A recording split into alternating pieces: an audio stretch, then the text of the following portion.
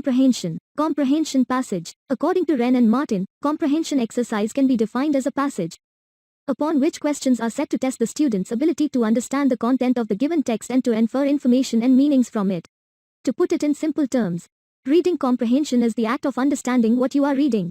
It mainly requires two inputs from the reader, that is, vocabulary knowledge and text comprehension. In order to understand a text, the reader must be able to comprehend the vocabulary used in a piece of writing. A comprehension test requires specific reading skills, ability to grasp the main ideas from the passage, linking them, inferring and drawing conclusions based on the proper understanding of a passage. Further, on the basis of understanding developed, a candidate is supposed to answer the questions given at the end of the passage. For candidates, even though they have ample choice among questions, reading comprehension, RC, is a must attempt as it does not require any specific study. Some practice can help in attempting questions with confidence. Usually, each RC is followed by 5 to 6 questions in UGC Paper I exam. Solution guidelines. Here are some techniques that can be used to make comprehension easier. 1. Identification of key ideas. There are always certain key sentences that determine the flow of the ideas in a passage. To make comprehension simpler, these sentences are supposed to be identified during the first reading of the passage. The paragraph S should be read quickly to get a general idea. It should be read again, a little slowly, so as to know the details. The key ideas can also be underlined. 2. Summarize the paragraph while reading the passage. Develop a habit of mentally summarizing each paragraph and keep linking them as you proceed. This helps in understanding the overall idea of the passage, and as a result, the candidate may find it easier to answer the questions. Some readers may prefer to study the questions again and turn to the relevant portions of the passage later. 3. Determine sentence links. Usually, the sentences within a passage are directly or subtly linked.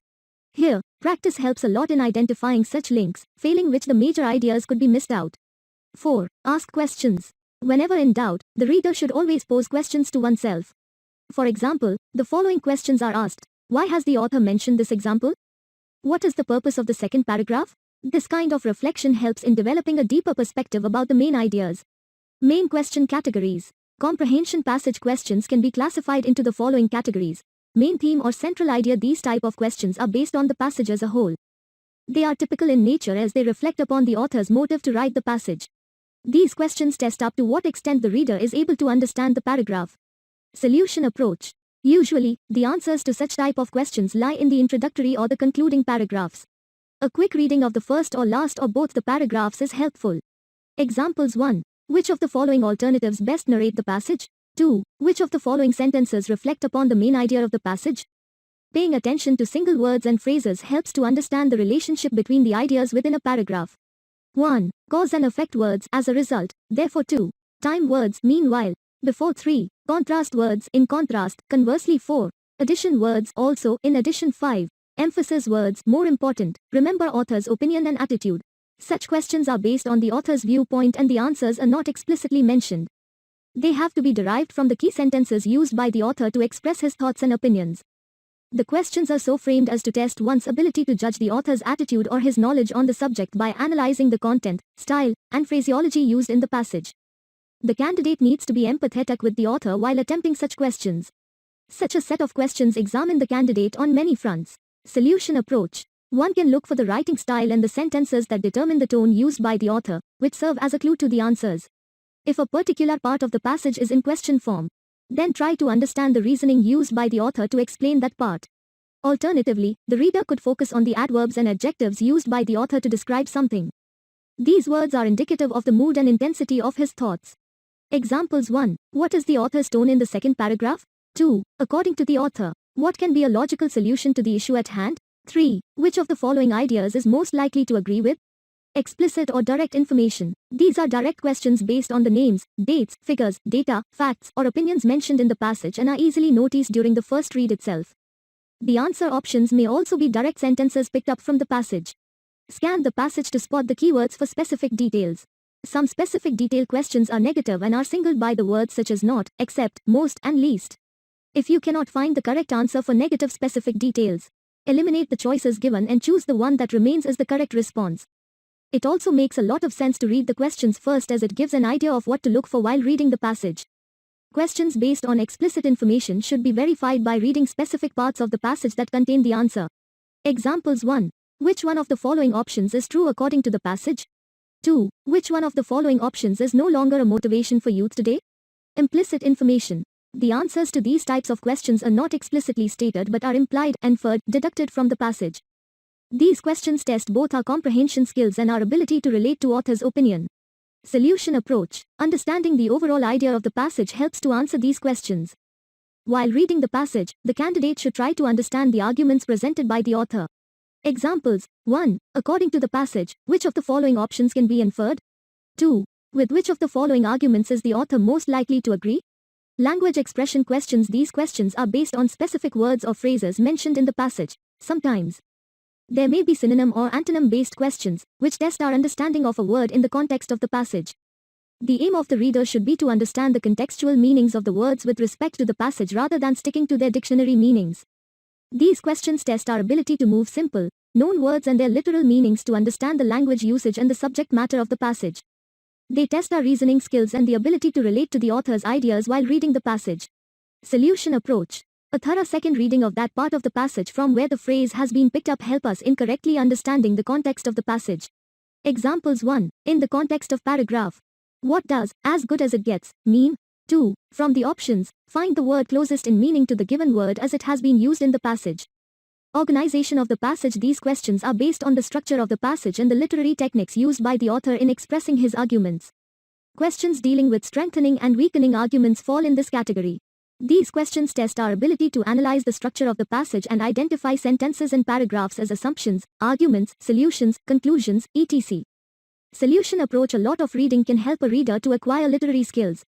Examples. 1. Which of these options best represent the structure of the passage? 2. What is the fundamental premise on which the author has based his analysis? 3. What is the assumption made by the author when he says democracy will never fall? Analogous argument. A candidate is required to choose the option that is similar or conforms to reasoning along the same lines as the arguments mentioned in the passage. This question tests our comprehension and ability to illustrate the analysis formed in our mind based on our reading of the passage. It also tests our capacity to associate two separate illustrations that follow a single line of reasoning. Solution approach. The key to answering such questions is understanding the base arguments before having a look at the options and then eliminating the options by comparing them with compactness of the line of reasoning provided in the question stem. Examples. 1. Which of the following illustrations best represent the arguments mentioned in the second paragraph? 2. The phrase "to err is human" is applicable in which one of the situations listed below? Specimen passage I. The sugar maple is a hard maple tree. It can grow as tall as 100 feet and as wide as 4 feet. The sugar maple is commercially valued for its sap, which is used in making maple syrup. Two northeastern states, Vermont and New York, rank as major producers of maple syrup. In Canada, Quebec's annual syrup production surpasses 2.5 million gallons. To make pure maple syrup, holes are made in the trunk of the tree at the end of winter or in early spring. The water-like sap seeps through the holes and runs through a plastic spout that is put into the hole. Afterwards, the collected sap is transferred into tubes that are hooked up to a tank kept in the sugar house. Then, the sap goes through the boiling process. Boiling enhances flavor and adds color to the sap. Once the sugar content of the sap is about 65% minus 66%, the sap is ready to be strained and marketed. Maple syrup found in supermarkets, however, is usually not pure and has other additives. The color of pure maple may range from golden honey to light brown. Between 35 to 50 gallons of sap is needed to produce 1 gallon of maple syrup. Also, popular for the strength and finish of its wood, the sugar maple tree has been put to use in furniture, interior woodwork, flooring, and crates. Questions. 1. What is the main purpose of the passage? A. To examine the economic viability of making maple syrup. B. To list a number of major producers of maple syrup. C. To provide information on preparation of maple syrup. D. To discuss the use of maple wood in furniture and other products. This is a general inference question. Most of the passage explains the technique used for making maple syrup. Hence, the correct answer is C. 2. For which of the following words does the author provide a definition? A. The sugar maple. B. A tank. C. Additives. D. Furniture. The specific detailed question tests our understanding of a definition. Only sugar maple is defined in the first line of the passage. Other words have just been mentioned in the passage. Hence, the correct answer is A. 3. According to the passage, which of the following periods is ideal for sapping? A. End of winter or in early spring. B. Beginning of winter or in early spring. C. End of winter or late spring. D. Throughout the year. This is again a specific question. Based on the information in the passage, sapping takes place at the end of winter and in early spring. Hence, the correct answer is A. 4. All of the following is true about boiling except A. It enhances the color. B. It improves the flavor. C. It increases the sugar content. D. It reduces the shelf life of the syrup. This specific detailed question is negative. We can eliminate choices that are not applicable. Hence, the correct answer is D. 5. What can be inferred about the production of maple syrup? E. It is simple, but time-consuming. B. It is labor-intensive. C. Its processing demands complex equipments. D. The higher the volume, the less predictable is the quality. This question tests our inference ability. The answer to the question is not directly stated in the passage. Hence, the correct option is A. The production technique is quite straightforward, but it takes time. The producers have to depend on the natural flow of sap. 6. The phrase to be strained could best be replaced by A. To be tried. B. To be purified. C. To be filtered. D. To be solidified. This is a language expression question. Hence, the correct option is C. Specimen passage 2. Now, India's children have to receive at least 8 years of education. The gnawing question is whether it will remain on paper or it will become a reality. One hardly needs a reminder that this right is different from others enshrined in the Constitution, that the beneficiary, a 6-year-old child, cannot demand it. Nor can he or she fight a legal battle when the right is denied or violated. In all cases, it is the adult society that must act on behalf of the child. In another peculiarity, where a child's right to education, RTE, is denied, no compensation offered later can be adequate or relevant. This is so because childhood does not last long. If a legal battle fought on behalf of a child is eventually won, it may be of little use to a boy or girl because the opportunity missed at school during childhood cannot serve the same purpose later in life. This may be painfully true for girls because our society permits them only a short childhood, if at all. The RTE has become a crucial point of lore in India's history when the ghastly practice of female infanticide has resurfaced in the form of feticide. This is symptomatic of deeper turmoil in society, which is compounding the traditional obstacles to girls' education. Tenacious prejudice against intellectual potential of girls runs across our cultural diversity and the system of education has not been able to address it. Questions. 1. With reference to the passage, consider the following statements. A. When children are denied education, adult society does not act on behalf of them. B. Right to education as a law cannot be enforced in the country. Which of the statements given above are incorrect? A. Only B. Both A and B. C. B. Only D. Either A or B.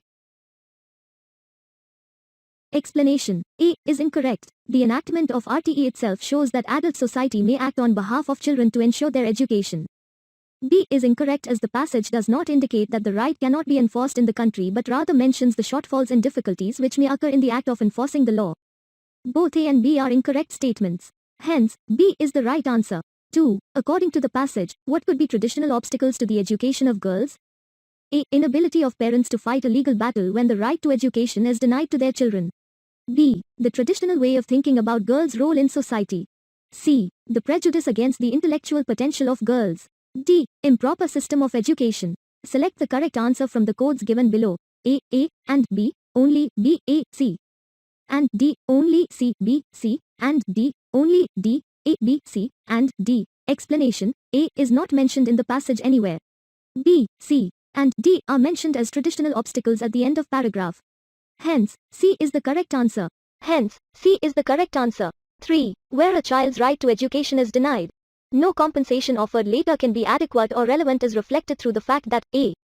Childhood is short. B. Opportunity to learn missed during specific childhood period may not be compensated later in life. C. Both A and B. T. None of the above explanation explicitly mentioned in the passage. Both A and B apply. Hence, the correct option is C. 4. The expression, symptomatic of deeper turmoil, reflects A. Lack of proper girls' education in society. B. Enactment of right to education. C. Prevailing political environment in the country. D. None of the above explanation. There is mention of girls' education in the second part of the sentence. Hence, the correct option is A. 5. Which one of the following statement conveys the key message of the passage? A. India has declared that education is compulsory for its children. B. Adult society is not keen on implementing the right to education. C. The right to education, particularly for a girl child, needs to be safeguarded. D. None of the above. Explanation. A is incorrect as there is no mention of education being made compulsory. B is incorrect as there is no mention of adults not being keen in implementing the right to education. It simply mentions that it is the adult society which must act on behalf of the child. The author is specifically concerned about girl child's education. Hence, the correct option is C. 6. Which one of the following statements convey the inference of the passage? A. The society has a tenacious prejudice against the intellectual potential of girls. B. Adults cannot be relied upon to fight on behalf of children for their right to education. C. The legal fight to get education for children is protracted and prohibitive. D. There is no sufficient substitute for education received in childhood. Explanation. The option A is directly mentioned in the passage and hence is not an inference. C. Has the word prohibitive that cannot be inferred from the passage. D. Is supported by, if a legal battle, if at all, which points out the opportunity cost of a missed childhood, particularly for girls. Hence, the correct option is D. Specimen Passage 3. The concept of creative society refers to the phase of development of a society in which a large number of potential contradictions become articulate and active. This is most evident when oppressed social groups get politically mobilized and demand their rights. The upsurge of peasants and tribes, the movements for regional autonomy and self-determination, the environmental movements, and the women's movements in the developing countries are signs of emergence of creative society in contemporary times. The forms of social movements and their intensity may vary from country to country and place to place within a country. But the very presence of movements for social transformations in various spheres of a society indicates the emergence of a creative society in a country. Questions 1. What does the author imply by creative society? A. A society where diverse art forms and literary writings seek incentive. B. A society where social inequalities are accepted as a norm. C. A society where a large number of contradictions are articulate. D. A society where the exploited and the oppressed groups grow conscious of their human rights and upliftment. Select the correct answer using the codes given below. A, B, and C, B, D, only C, and D, B, and D. Explanation. A. Takes the literal meaning of creative society, which is not appropriate in the given context of the paragraph. B. Contradicts the passage as there is talk of oppressed social groups get politically mobilized and rights. C. Is mentioned in the first sentence where potential contradictions become articulate.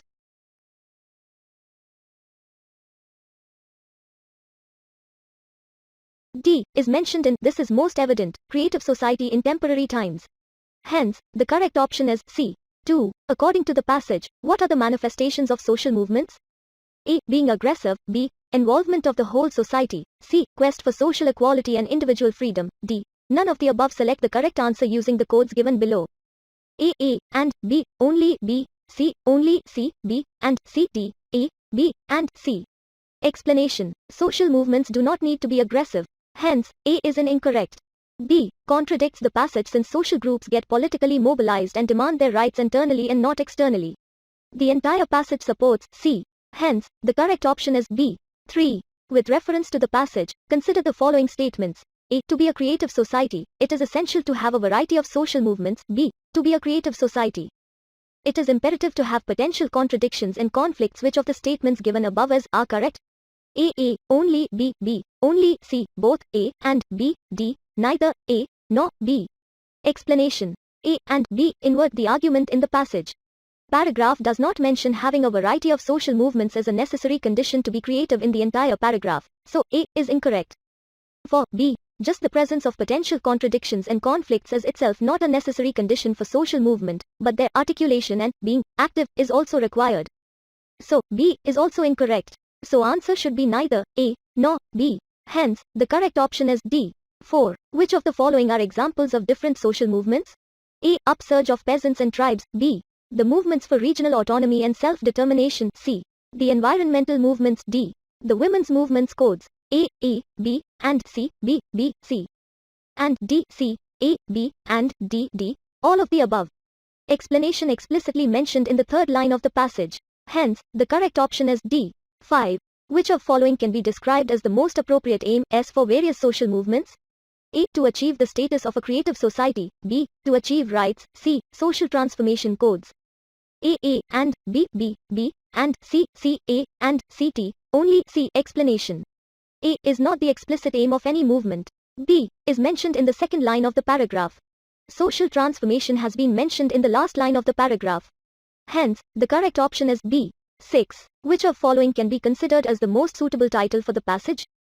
A. Creative society and social movements. B. Social movement is the prerequisite of a creative society. C. Social movements. D. None of the above. Explanation. Option A seems to be the most appropriate option. Option B is not the answer. It is nowhere mentioned in the paragraph that social movement is prerequisite of a creative society. Yes, social movements indicate the emergence of creative society. Option C is also not the answer, as the paragraph is mainly about creative society. Specimen passage IV. A country under foreign domination seeks escape from the present in dreams of a vanished age and finds consolation in visions about the greatness of past generations. That is a foolish and dangerous pastime in which many of us indulge. An equally questionable practice for us in India is to imagine that we are still spiritually great, though we have come down in the world in other respects. Spiritual or any other such greatness cannot be founded on lack of freedom and opportunity or on starvation and misery. Many Western writers have encouraged the notion that Indians are otherworldly. I suppose that the poor and unfortunate in every country become otherworldly to some extent, unless they become revolutionaries, for this world is evidently not meant for them. So also the subject people. As a man grows to maturity, he is not entirely engrossed in or satisfied with the external objective world. He also seeks some inner meaning and some psychological and physical satisfaction. Therefore, along with people and civilizations, they mature and grow as adult. Every civilization and every person exhibits these parallel streams of external and internal lives. Where they meet or keep close to each other, there is an equilibrium and stability. When they diverge, conflicts and crises arise that torture the mind and the spirit. Questions 1. The passage mentions that this world is evidently not meant for them. It refers to people who a. seek freedom from foreign domination, b. live in starvation and misery, c. become revolutionaries, d. all of the above explanation. The pronoun them refers to the poor and unfortunate in every country. Hence, the correct option is b. 2. Which of the following can be taken as the most valid assumption of the paragraph? A. A country under foreign domination cannot indulge in spiritual pursuit. B. Poverty is an impediment in suitable pursuit. C. Both A and B. D. None of the above. Explanation: A is contradictory to the passage. B is an assumption implied from spiritual or any other starvation and misery. Hence the correct option is B. 3. Which of the following can be considered as the main theme of the paragraph? A. The state of mind of oppressed people. B. Starvation and misery. C. The growth of civilization. D. Body, mind, and spirit of people in general. Explanation: B, C, and D are just references in the passage. Hence, the correct option is A. 4. According to the passage, the torture of the mind and spirit is caused A. by the ruthlessness of foreign domination. B. by the desire to escape from foreign domination and find consolation in visions of past greatness. C. by the desire to become either otherworldly or revolutionary. D. due to lack of equilibrium between an external life and an internal life. Explanation: D is the correct option. It is mentioned in the last line of the third paragraph. This has been rephrased in the specimen passage. Needs to be rephrased here also. Where they meet or keep, and crises arise that torture the mind and spirit. 5. As a person grows in maturity, he seeks satisfaction in A. Psychological satisfaction only. B. Physical satisfaction only. C. Both psychological and physical satisfaction. D. Neither A or B. Explanation: it is mentioned explicitly in the last paragraph. 6. Many Western writers have encouraged the notion that Indians are otherworldly. What can be the possible meaning of otherworldly in the context of entire passage? A. They are still basking in past greatness and are not in touch with the realities of the present-day world. B. Poor, unfortunate, and subject people. C. Both A and B. D. Neither A nor B. Explanation: the term otherworldly has been explicitly used in second paragraph for poor people. In common parlance, it means that poor people are cut off from mainstream society. Hence, the correct option is B. Specimen passage: we ecosystems provide people with a variety of goods and services: food, clean water, clean air, flood control, soil stabilization, pollination, climate regulation, spiritual fulfillment, and aesthetic enjoyment, to name just a few. Most of these benefits are either irreplaceable or the technology necessary to replace them is prohibitively expensive. For example, potable fresh water can be provided by desalinating seawater, but only at great cost. The rapidly expanding human population has greatly modified the Earth's ecosystem to meet their increased requirements of some of the goods and services, particularly food, fresh water, timber, fiber, and fuel. These modifications have contributed substantially to human well-being and economic development. The benefits have not been equally distributed. Some people have actually been harmed by these changes. Moreover, short-term increases in some ecosystems' goods and services have come at the cost of long-term degradation of others. For example, efforts to increase the production of food and fiber have decreased the ability of some ecosystems to provide clean water, regulate flooding, and support biodiversity. Questions: 1. Expanding human population has an adverse effect on A. Spiritual fulfillment, B. Availability of potable fresh water, C. Employment, D. Biodiversity. Which of the statements given above are correct? A, B, and C. B, C, and D. C, B, and D. D. All of the above. Explanation: the last sentence indicates an adverse effect on availability of clean water and biodiversity. Hence, the correct option is C. 2. The passage mentions that some people have actually been harmed by these changes. It indicates towards A. Inequitable distribution of benefits, B. Decrease in the ability of some ecosystems to provide clean water, regulate flooding, and support biodiversity, C. Both A and B. D. Neither A nor B. Explanation: both A and B indicate inequitable distribution of benefits and resources. Hence, the correct option is C. 3. Which of the following is correct in the context of the passage? A. The rapid expansion of population has adversely affected some people. B. Sufficient efforts have not been made to increase the production of food and fiber. C. In short term, some people may be harmed, but in long term, everyone will benefit from modifications in Earth's ecosystem. D. None of the above. Explanation: only A is implied, B is irrelevant, and discussion in the passage does not support C. Hence, the correct option is A. 4. With reference to the passage, consider the following statements. A. It is imperative to modify the Earth's ecosystem for the well-being of mankind. B. Technology can never replace all the goods and services provided by ecosystems. Which of the following statements given above are correct? A. Only A, B. Only B, C. Both A and B, D. Neither A nor B. Explanation: A is incorrect since the passage is almost about positive and negative aspects of the modification of our ecosystem. B is mentioned clearly in the passage. Hence, the correct option is B. 5. According to the passage, which of the following can be taken as the main reason for modification of Earth's ecosystem? A. Technology. B. Increasing population. C. Lack of an integrated approach. D. All of the above. Explanation: though both technology and lack of integrated approach may be applicable, both are long-drawn inferences. Among the available choices, increasing population is clearly mentioned. Hence, the correct option is B. 6. Which of the following can be considered as the most suitable title for the passage? A. Modification of our ecosystem. B. Our natural resources. C. Harmful effect of increase in human population. D. Human interference in our ecosystem. Explanation: clearly, B, C, and D may be relevant to the discussion in the passage, but it is mainly about causes for an effect of changes in our ecosystem. Hence, the correct option is A.